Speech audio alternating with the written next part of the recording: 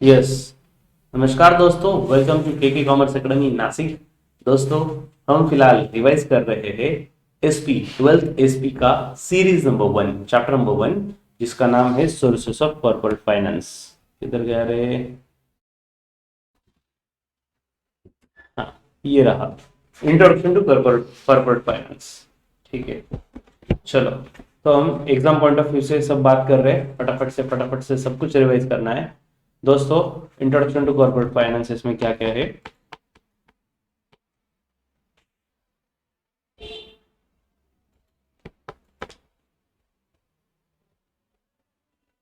एक minute.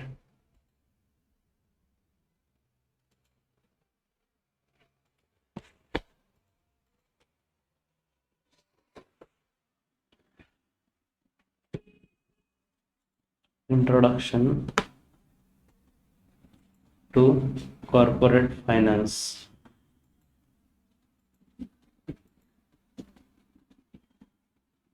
Okay, so first we have to discuss coverage of topic. ठीक है, सो सबसे पहले इंट्रोडक्शन है, देन कॉर्पोरेट फाइनेंस का मीनिंग दिया है।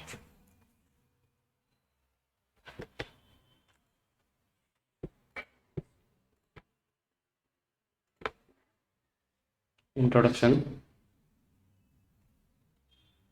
कॉर्पोरेट फाइनेंस, मैं सिर्फ मीनिंग लिखता हूँ क्योंकि पूरा चैप्टर ही कॉर्पोरेट फाइनेंस का है। As good as meaning, meaning definition, ठीक है। टू डिसीजंस उसका ही पार्ट होगा। Importance of corporate finance, meaning of corporate finance,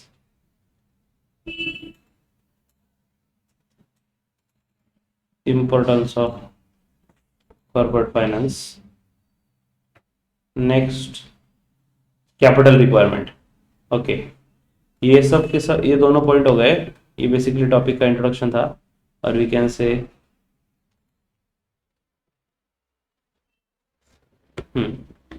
corporate finance में 3 point: introduction, meaning and importance. Okay, उसके बाद new point, capital requirements.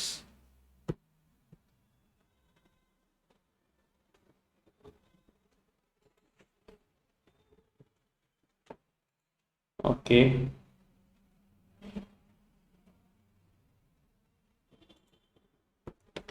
Capital requirements, उसमें fixed capital, उसके फैक्टर्स। ओके, इसमें दो है, एक तो फिक्स्ड कैपिटल और दूसरा working capital.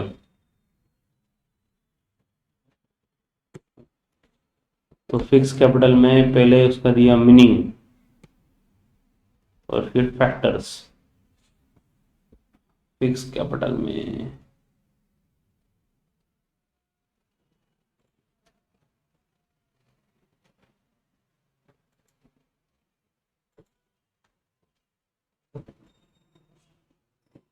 Meaning and factors, factors affecting capital requirement, fix capital requirement. उसके बाद वर्किंग कैपिटल, उसमें भी सेम, उसका दिया पहले मीनिंग और उसके बाद दिए फैक्टर्स।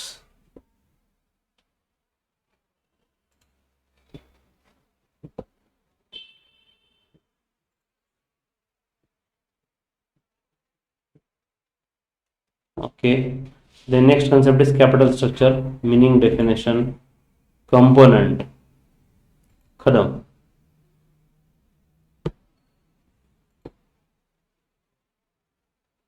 ज्यादा ही शॉर्ट में ड्रॉ कर दिया मैंने। ये आ गया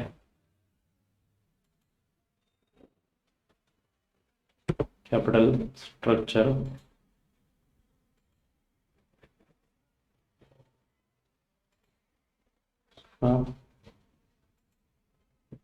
meaning, definition, structure.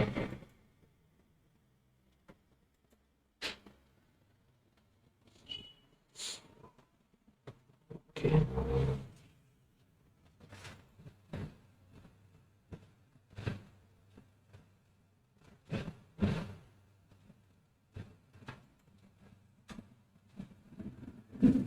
Okay, you can elaborate this.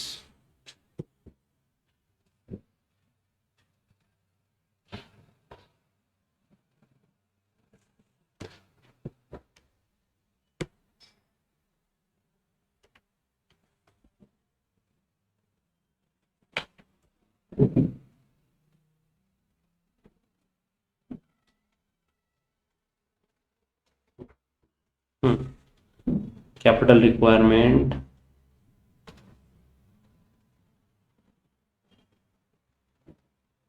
capital requirement दो आ गए, फिक्स्ड कैपिटल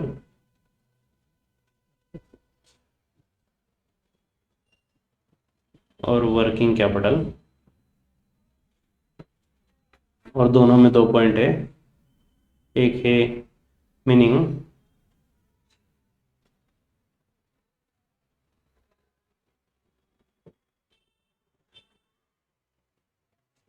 दूसरा है फैक्टर्स अफेक्टिंग,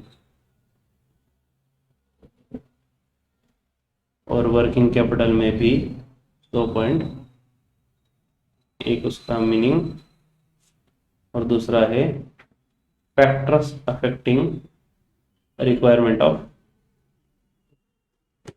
वर्किंग कैपिटल, और फिर डिस्टिंग्विश दिया है लास्ट में, फिक्स और working capital.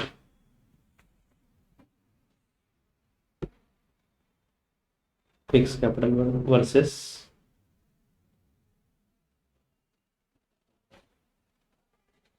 Working capital. Okay, so ये पूरे चैप्टर का कवरेज, ठीक है। अब हम बात करते हैं सिलेबस रिडक्शन की। तो सिलेबस रिडक्शन में फर्स्ट पॉइंट जो है इंट्रोडक्शन टू कॉर्पोरेट फाइनेंस, जो पेज नंबर 7 to 9 पे दिया है वो कट किया है, ठीक है। 25% सिलेबस रिड्यूस्ड का पार्ट है। So introduction to corporate finance मतलब चैप्टर का जो स्टार्ट है इंट्रोडक्शन, ये तो इधर ही खलास, ये हो गया खत्म। अब कॉर्पोरेट फाइनेंस में 2 ही चीजें बची, मीनिंग और इंपॉर्टेंस। मीनिंग पे तो ऐसे कुछ क्वेश्चन नहीं बनता, what is the meaning of corporate finance, ठीक है। कॉर्पोरेट फाइनेंस नहीं, कॉर्पोरेट फाइनेंस के मीनिंग पे क्वेश्चन हाँ बन सकता है बच्चों। मीनिंग डेफिनेशन पे क्वेश्चन बन सकता है, बिकॉज कंटेंट ज्यादा है, सिर्फ 2 लाइन तक नहीं है। कॉर्पोरेट फाइनेंस में 2 चीजें आती है, प्रॉपर दोनों चीजें यहाँ पे कवर की गई है। Okay, so start with one by one. सबसे पहले कॉर्पोरेट फाइनेंस। कॉर्पोरेट फाइनेंस का मीनिंग अगर आया तो 2 टर्म्स उसमें कंपलसरी आनी ही चाहिए, और वही 2 टर्म आपको मतलब कॉर्पोरेट फाइनेंस आपको 1 मार्क के लिए, 2 मार्क के लिए, 4 मार्क्स के लिए जैसे भी पूछा जाएगा, मतलब डिटेल में भी पूछा जा सकता है। 4 से ज्यादा तो स्कोप नहीं है, ठीक है, 4 की भी चांसेस कम है, बट कॉर्पोरेट फाइनेंस अगर आपको पूछा है तो आपको 2 वर्ड्स आने ही चाहिए, तभी आपको मार्क्स मिलेंगे। कौन से है वो 2 word? Corporate finance deals with, corporate finance किसके साथ डील करता है? नहीं ये वर्ड नहीं बच्चों, ये 2 वर्ड है, एक तो raising and using of finance.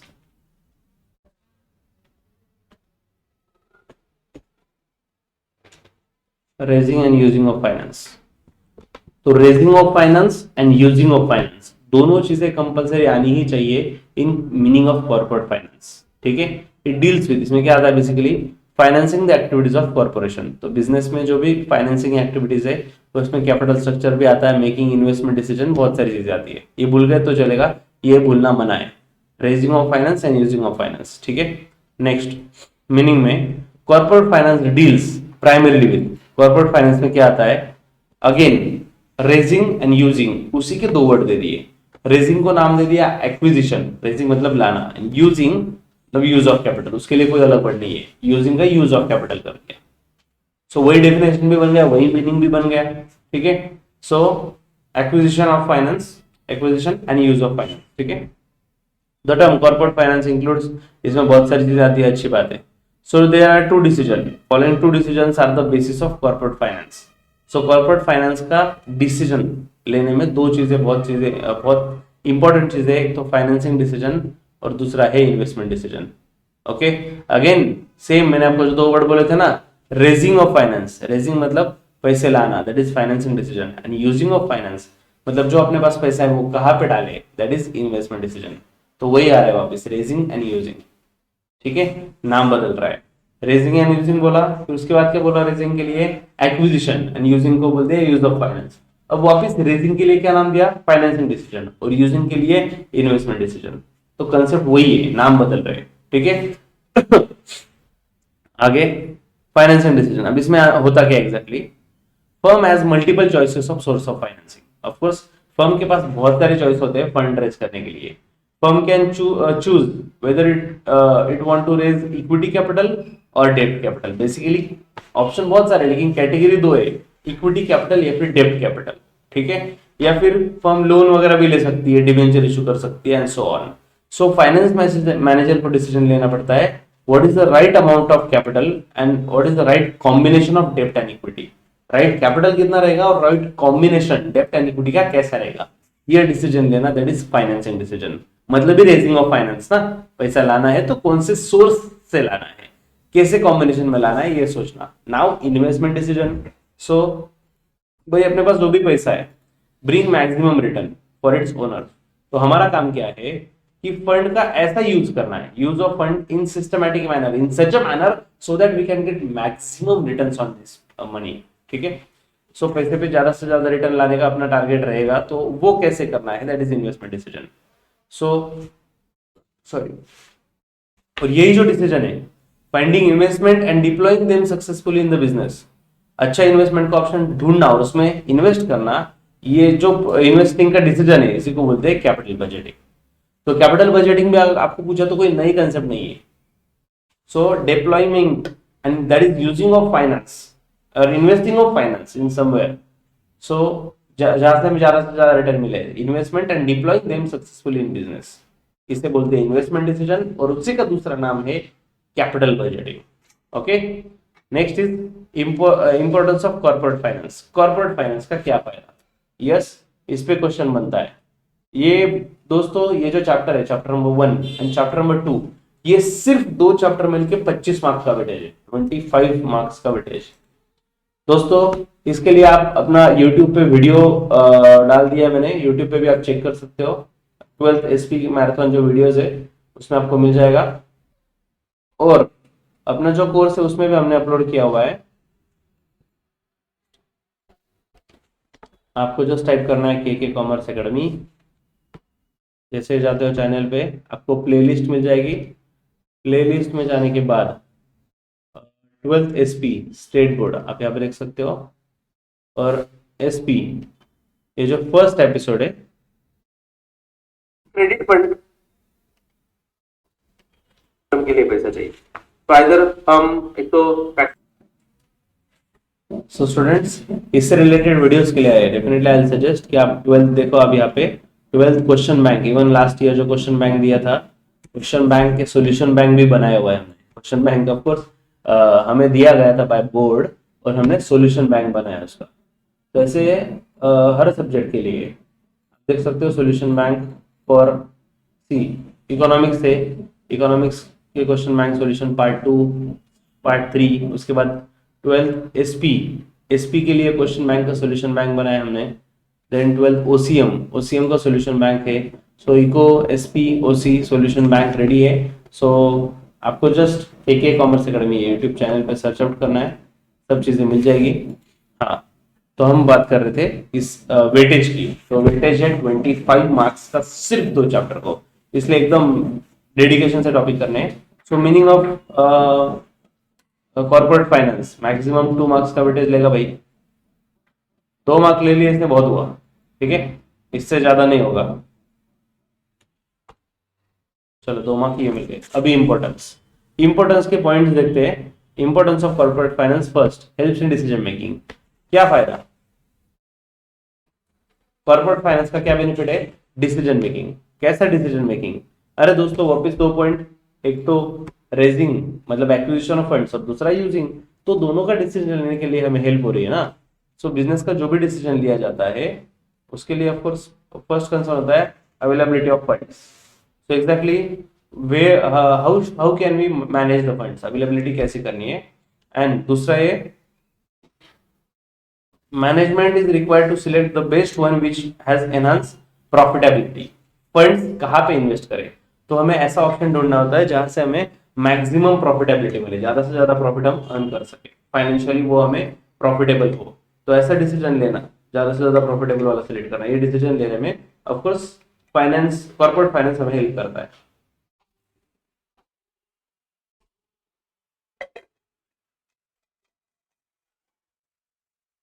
Okay, so helps in decision making, helps in decision making. Next, helps in raising capital for a project. वापस घुमा के उसी पे लेके आए, रेजिंग कैपिटल, प्रोजेक्ट के लिए कैपिटल रेज करना है। So of course business need a fund, अगर बिजनेस की नीड है फंड की, मे बी अभी इसको आंसर एक्सपांड करना तो इसमें हम बोल सकते हैं maybe requirement of fix capital और maybe fund we require working capital. तो जो भी बिजनेस की नीड है वो फंड रेज करना पड़ेगा बाय इशूइंग शेयर्स और डिबेंचर्स और bond, an number of options are there. So we can help in raising capital for a project. We can get help of corporate finance. Helps in raising capital for project. Helps in raising capital for project. दोस्तों अगर आप मेरे साथ notes बना रहे हो तो बहुत अच्छी बात है, आपका टाइम से हो जाएगा। आज के डेट में आपके पास बहुत टाइम नहीं है कि आप सब इस तरह आराम से करो, पहले लेक्चर देखेंगे फिर करेंगे, तो मेरे साथ करो तो और अच्छी बात। Helps in research and development, how can it help in R&D?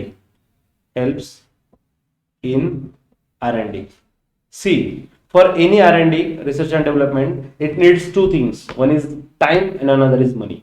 दोनों चीजें ज्यादा लगती है, ठीक है। So for the purpose of research and development of course we need huge amount for long time. So how can we manage it? By with the use of corporate finance.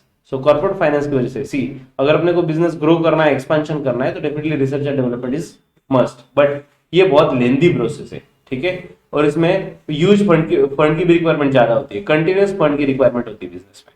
सो ये हो सकता है, ये प्रॉब्लम सॉल्व हो सकता है by corporate finance. Next is helps in smooth running of business firm. Helps in smooth running of business.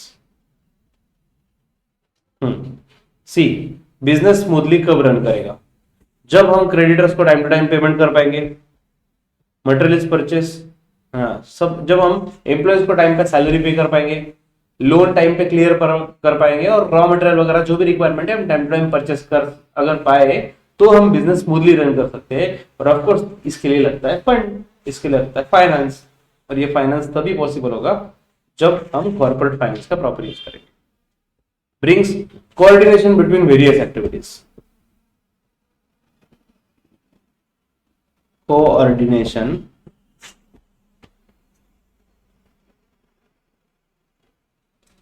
Between various activities.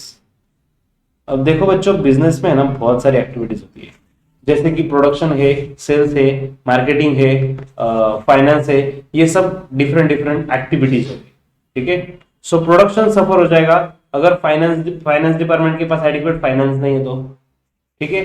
अगर finance नहीं है तो परचेस डिपार्टमेंट कुछ नहीं कर सकता, अगर परचेस नहीं हुआ तो प्रोडक्शन नहीं होगा, प्रोडक्शन नहीं होगा तो डेफिनेटली सेल नहीं होगा। सो पूरा बिजनेस इससे सफर हो जाएगा, सेल्स विल आल्सो सफर। सवाल ही नहीं आता, सेल्स तो कम होगा ही होगा, बाय डिफॉल्ट इनकम अपना बिजनेस का कम हो जाएगा एंड सो ऑन। तो ये इनडायरेक्टली पूरे बिजनेस पे इफेक्ट करेगा अगर फाइनेंस प्रॉपरली अवेलेबल नहीं रहा। Next is promote expansion and diversification, promotes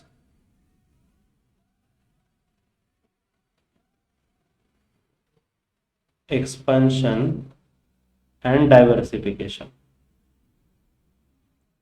If business is planning for expansion or diversification, so of course they need funds। अगर एक्सपेंशन करना है तो न्यू टेक्नोलॉजी में, न्यू मशीनरी में, न्यू प्लेस पे, new factory में इन्वेस्टमेंट करेंगे और उसके लिए फाइनेंस लगेगा। So corporate finance is must for this. Okay, next is managing risk.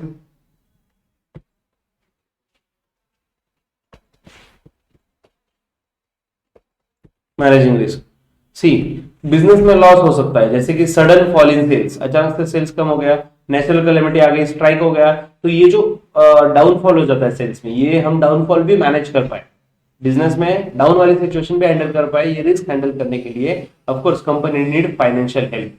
तो कंपनी को फाइनेंशियल हेल्प की जरूरत होती है, जो कॉर्पोरेट फाइनेंस से कंप्लीट हो सकती है. Next is replace old asset. भाई एसेट हो या आदमी, एक टाइम के बाद रिप्लेस करना ही पड़ता है, ठीक है ना. सो एसेट्स रिप्लेस करने के लिए अगर ओल्ड एसेट्स देखिए तो ओल्ड एसेट्स अगर हम परचेस करें, मतलब आउटडेटेड जो है, ओल्ड हम सालों से यूज करते आ रहे हैं तो डेफिनेटली आउटडेटेड हो गई है, तो हमें निकालना पड़ेगा, ठीक है. उसके लिए न्यू एसेट्स लाने पड़ेगी. अगर हम न्यू एसेट्स परचेस करने का सोचेंगे तो डेफिनेटली फंड की रिक्वायरमेंट ह्यूज होगी, तो उसके लिए फाइनेंशियल कॉर्पोरेट फाइनेंस की जरूरत है. Next, payment of dividend and interest. देखो सिंपल सी बात है, अगर हमने किसी से पैसा लाया है, एज अ लोन लाया, मतलब एज अ लोन या डिवेंचर वगैरह, तो उसको इंटरेस्ट देना पड़ेगा, और शेयर्स के नाम पे लाया तो डिविडेंड देना पड़ेगा. तो इनको टाइम टू टाइम पेमेंट होना चाहिए, तब जाके लोग खुश रहेंगे, तब जाके हमें पैसा देंगे. तो इसके लिए finance, corporate finance is must. And last is payment of taxes and fees. Time पे अगर टैक्सेस अगर आप पे नहीं कर पाए तो डेफिनेटली इंटरेस्ट लगता है, पेनल्टी लगती है, गवर्नमेंट एक्शन लेती है. ये सब चीजों से अगर बचना है तो टाइम टू टाइम पेमेंट होना जरूरी है. और ये टाइम टू टाइम पेमेंट करने के लिए finance is needed for paying the tax. तो ऑफकोर्स फाइनेंस की जरूरत होती है. सो कॉर्पोरेट फाइनेंस का ये इंपॉर्टेंस हुआ. अब कैपिटल रिक्वायरमेंट, अब मैं पॉइंट टू पॉइंट लिखते नहीं जा रहा हूँ, एक्सप्लेन कर रहा हूँ, आप लिख लेना लेक्चर के बाद, ठीक है. कैपिटल रिक्वायरमेंट, कैपिटल रिक्वायरमेंट में first is fix capital, another is working capital. तो फिक्स कैपिटल क्या है, दो लाइन में दे दिया उन्होंने. Fix capital is the capital in which, sorry, which is used for buying fixed asset. Simple, fixed asset buy करने के लिए जो कैपिटल यूज हो रहा है दैट इज फिक्स्ड कैपिटल, ठीक है. वो किस लिए यूज होता है, for a longer period of time. दूसरा पॉइंट बता दिया, एक तो बता दिया फिक्स एसेट के लिए यूज होता है, दूसरा बता दिया लॉन्गर पीरियड ऑफ टाइम के लिए लगता है. And these assets are not meant for resale. और ये जो एसेट, जिस एसेट में हम यूज इन्वेस्ट कर रहे हैं ना लॉन्ग टर्म के लिए, ये एसेट हम नॉर्मली सेल करने के लिए नहीं ले रहे, यूज करना है, फैक्ट्री में प्रोडक्शन करना है वो यूज करके, इसलिए हम ये पैसे इन्वेस्ट कर रहे हैं. Done, okay. तो ये हो गया फिक्स कैपिटल. अब एग्जांपल चिपका दो ना यार, फर्नीचर बोलो, मशीनरी बोलो, फैक्ट्री बोलो, जो आप बड़े बड़े चीजें बोल सकते हो वो एग्जांपल चिपका दो, ठीक है. Next, factors affecting fix capital. अभी ऐसे कौन से फैक्टर्स है, अभी ऐसे कौन से फैक्टर्स है बच्चों, ये जो इंपॉर्टेंस वाला क्वेश्चन था, मैं आपको बोलना भूल गया, इंपॉर्टेंस वाला क्वेश्चन, ये इवन 8 मार्क के लिए भी बन सकता है इंपॉर्टेंस. और कम मार्क के लिए आया तो पूछा जाएगा give any four importance of corporate finance. तो उतने जितने पॉइंट पूछे, एक आधा पॉइंट एक्स्ट्रा बता ज्यादा से ज्यादा. लेकिन बच्चों हम क्या करते हैं, 4 पूछा तो 6 बताएंगे, लेकिन छोटे छोटे बताएंगे. ऐसा मत करना, 4 पूछा तो लगे तो 4 के 4 ही बताओ, लेकिन उसमें कंटेंट प्रॉपर होना चाहिए. ऐसे 4 पॉइंट बताओ जिसके अंदर आप मसाला लिख सकोगे. 4 परफेक्ट होना चाहिए. अगर 4 परफेक्ट होने के बावजूद आपको लग रहा है 2 एक्स्ट्रा लिखना है तो लिख दो. लेकिन 4 में अगर आप मटेरियल कम लिखोगे, आप बोलोगे 8 पॉइंट लिखते और मटेरियल 2-2 लाइन लिखते तो मार्क्स नहीं मिलते. 4 मार्क्स परफेक्ट होने चाहिए, अच्छे मसाले के साथ, 3-4 लाइन के साथ. ये हो गया मीनिंग, जहां पे हमें बता दिया कि फिक्स एसेट में इन्वेस्ट हो रहा है, लॉन्ग टाइम के लिए इन्वेस्ट हो रहा है. दोनों पॉइंट कवर हो गए, दोनों पॉइंट कवर होने भी चाहिए, ठीक है. 2 मार्क का ये हो गया, मतलब पूछा गया तो 2 मार्क के लिए. फैक्टर्स, फैक्टर्स में नॉर्मली एनी 4 वगैरह पॉइंट पूछेंगे, तो मैं जस्ट कंसीडर कर रहा हूँ 4 मार्क्स के लिए. So any 4. हाँ, नेचर ऑफ बिजनेस. अभी नेचर ऑफ बिजनेस में क्या है भाई, सिंपल बात है. अगर तुम मैन्युफैक्चरिंग का बिजनेस कर रहे हो, या फिर पब्लिक यूटिलिटी वाला बिजनेस कर रहे हो, जैसे कि ट्रेन, बस, इंडस्ट्री वगैरह कर रहे हो, तो डेफिनेटली फिक्स कैपिटल की रिक्वायरमेंट हाई रहेगी. और अगर हम ट्रेडिंग का बिजनेस कर रहे हैं तो यहाँ पे मैंने 2 पॉइंट याद रखे, मैन्युफैक्चरिंग और ट्रेडिंग. सो मैन्युफैक्चरिंग के लिए huge fund requirement and trading के लिए लो फंड रिक्वायरमेंट. ट्रेडिंग में क्या है, परचेस करना है, सेल करना है, तो ऐसे ज्यादा रिक्वायरमेंट नहीं होती फंड की. Next is size of business. तो जितना साइज लार्ज रहा, जितना लार्ज स्केल पे बिजनेस रहा, साइज ऑफ बिजनेस ह्यूज रहा, तो डेफिनेटली यू कैपिटल का रिक्वायरमेंट हाई रहेगा. और जितना स्मॉल रहा, एक सेकंड,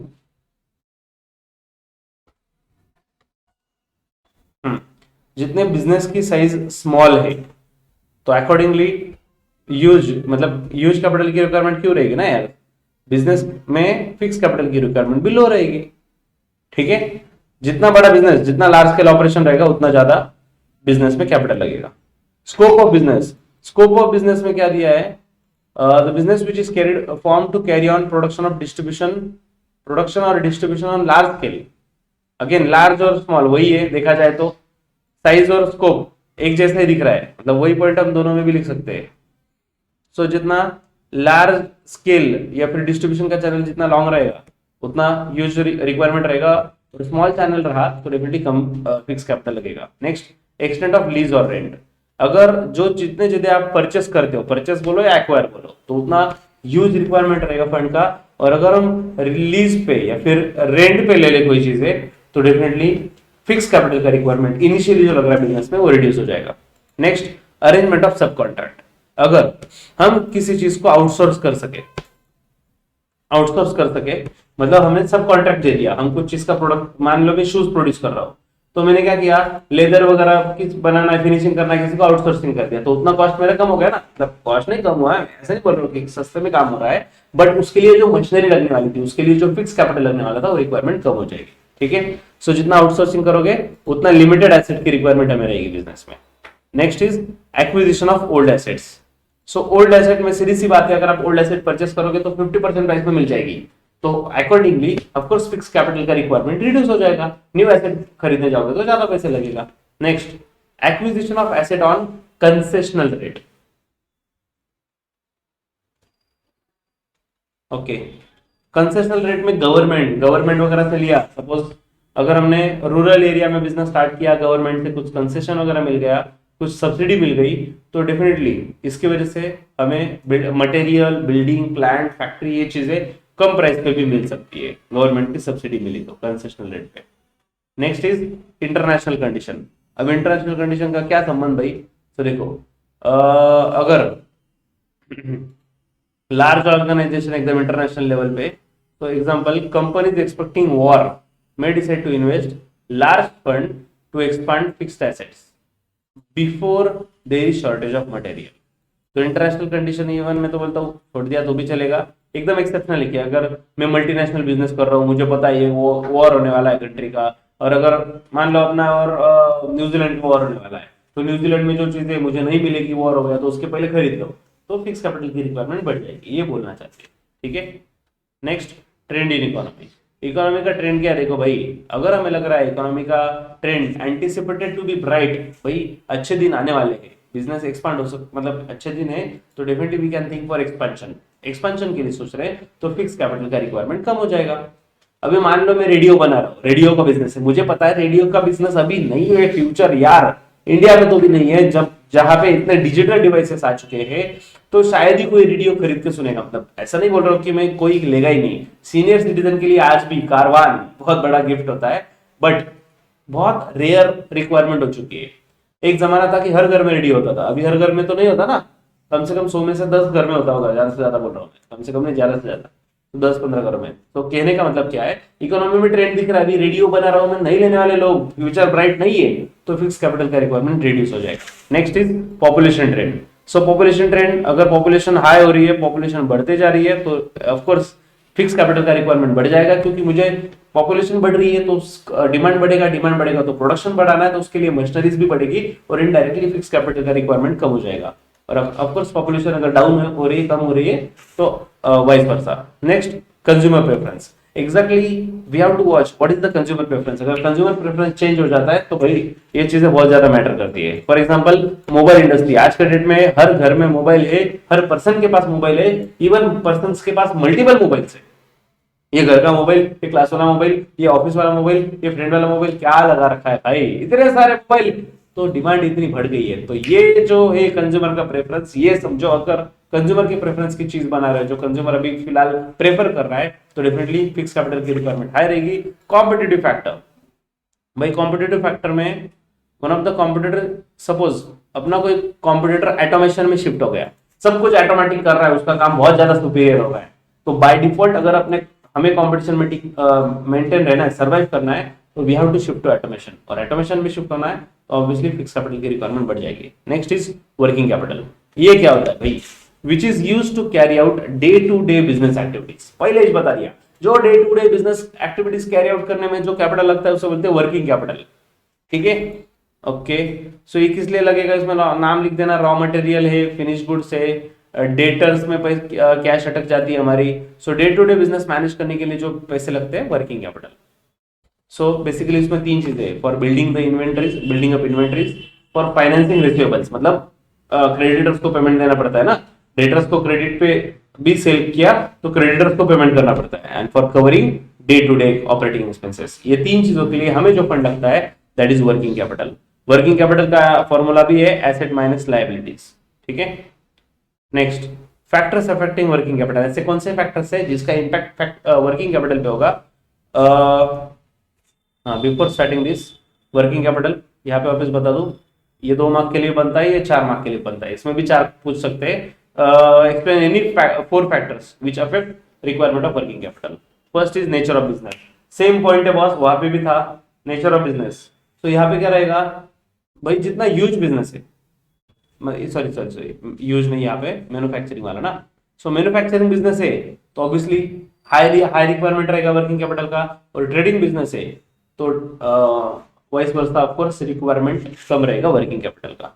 ठीक है, लेकिन if business is dealing in luxurious product, अगर लग्जरियस प्रोडक्ट में डील करता है तो ह्यूज वर्किंग कैपिटल लगेगा। और अगर day to day business need जो है, मतलब डेली रिक्वायरमेंट जो है, जैसे कि मिल्क, ऐसे बिजनेस में डील करोगे तो वर्किंग कैपिटल कम लगेगा। Size of business, larger the size of business, larger will be the requirement, and smaller the size of business, smaller will be the requirement of working capital. Next, volume of sales, volume of sale भी matter करता है। So volume of sale is directly related, volume of sales and size of working capital are directly related। मतलब अगर volume high है तो working capital का requirement high है, और वॉल्यूम ऑफ सेल्स लो है तो वर्किंग कैपिटल भी कम लगेगा। Next is production cycle, production cycle जितना लॉन्ग रहेगा उतना यूज वर्किंग कैपिटल लगेगा। प्रोडक्शन साइकिल मतलब रॉ मटेरियल से लेकर फिनिश गुड्स बनने तक जितना टाइम लगता है उसे बोलते हैं प्रोडक्शन साइकिल। तो प्रोडक्शन साइकिल, मान लो प्रोडक्ट बनने में 1 साल लग रहा है, प्रोडक्ट रेडी होने में 1 साल लग रहा है, तो 1 साल का टाइम पीरियड लग जाएगा भाई। जब जाके फिनिश गुड्स बनेगा तो तब तक मेरा पैसा अटक जाएगा, ब्लॉक हो जाएगा।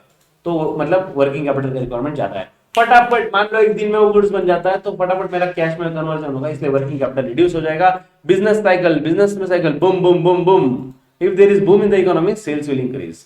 अगर इकोनॉमी में बूम है सेल्स बढ़ जाएगा, सेल्स बढ़ रहा है तो वर्किंग कैपिटल का रिक्वायरमेंट बढ़ेगा। और एग्जैक्टली अपोजिट, अगर मार्केट में रिसेशन है, सेल्स कम है तो प्रोडक्शन भी कम करेंगे तो वर्किंग कैपिटल का रिक्वायरमेंट भी कम रहेगा।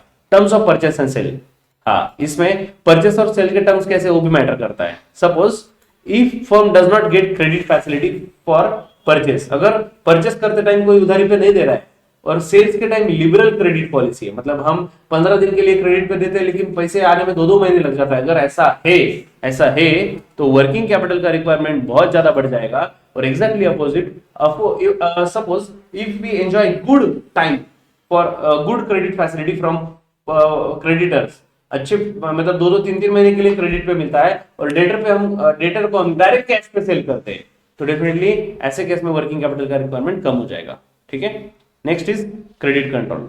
क्रेडिट कंट्रोल में if credit control policy sound, जो क्रेडिट कंट्रोल करना है, हम जो जितना क्रेडिट पे सेल्स करते हैं या फिर कलेक्शन की जो पॉलिसी है उस पर अगर अच्छे से कंट्रोल रहा, क्रेडिट पॉलिसी साउंड, तो डेफिनेटली वर्किंग कैपिटल का रिक्वायरमेंट कम रहेगा क्योंकि टाइम टू टाइम कलेक्शन होगा। और क्रेडिट पॉलिसी अगर लिबरल है, लेके जाओ उधर बांट रहे हैं, बहुत पैसा अपने पास दे, जब पैसे आएंगे तब दे देना, तो भाई समझो तुम फंस गए, तो ज्यादा से ज्यादा वर्किंग कैपिटल की रिक्वायरमेंट रहेगी। ग्रोथ एंड एक्सपेंशन, सीधी सी बात, जितना ज्यादा ग्रोथ कर रहे हो वर्किंग कैपिटल ज्यादा रहेगा। अगर आप ग्रोथ नहीं करोगे, मतलब उल्टा बिजनेस कम हो रहा है तो वर्किंग कैपिटल कम। मैनेजमेंट एबिलिटी, भाई ये मैनेजमेंट एबिलिटी पे भी डिपेंड है। अगर मैनेजमेंट में कोऑर्डिनेशन अच्छा है, अगर प्रॉपर कोऑर्डिनेशन है तो कम फंड में, मतलब वर्किंग कैपिटल कम रहा तो भी काम हो जाएगा, लेकिन कोऑर्डिनेशन अगर नहीं है तो वर्किंग कैपिटल का रिक्वायरमेंट बढ़ जाएगा। और एक्सटर्नल फैक्टर की बात करें, सपोज बैंक हमें टाइम टू टाइम लोन नहीं देती, मतलब बैंक में लोन लेने में बहुत टाइम लग जाता है, 2-2, 4-4 महीने चले जाते हैं, तो ऐसे सिचुएशन में मुझे पता है ना बैंक में टाइम लगता है, तो मैं ज्यादा फंड उल्टा खुद के पास रखूंगा तो वर्किंग कैपिटल का रिक्वायरमेंट बढ़ जाएगा। लेकिन अगर पता है इजीली लोन मिलता है तो वर्किंग कैपिटल का रिक्वायरमेंट कम हो जाएगा। ठीक है, सो दोस्तों last point of the day, capital structure. Capital structure में क्या कह रहे हैं, सबसे पहले दिया है meaning, company can raise capital from different sources, ये तो हमने देख लिया। एक तो ओन कैपिटल, नहीं तो क्या क्या रिड्यूस है ना। हाँ ये बाद में रिड्यूस किया गया आई थिंक। 0.1.4 वही है sir. Yes yes yes. Capital structure, details of content of sell study, capital structure पूरा का पूरा रिड्यूस है। हाँ कैपिटल स्ट्रक्चर भी गया, अरे यार फिर तो ये गया ना, टेंशन ही नहीं ना, ये खत्म। और ये डिस्टिंग्विश, ऑफ कोर्स ये डिस्टिंग्विश इंपॉर्टेंट है बॉस, एग्जाम में इस पे क्वेश्चन बनता है, क्वेश्चन बनता है, फॉर श्योर क्वेश्चन बनता है। ठीक है, अब देखो इसमें क्या क्या है।